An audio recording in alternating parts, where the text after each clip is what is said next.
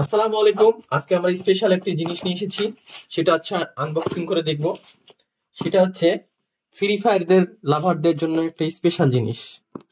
হ্যাঁ, এটাতে পাবজিও খেলা হবে, আরো অনেক কিছু সকল ধরনের গেমস খেলা হবে। সো আমরা এটা আজকে আনবক্সিং করব। গরিব মানুষ তো বুঝি না কিভাবে আনবক্সিং করতে হয়। সো এটা মাউসের জন্য মাউস প্যাড এটা, আর এখানে কেবল আছে, আর এটাতে আমাদের মাউস আছে, আর ফাইনালি আমাদের কিবোর্ড। সো চলেন এটা আমরা টেস্ট করে দেখি কেমন হয়।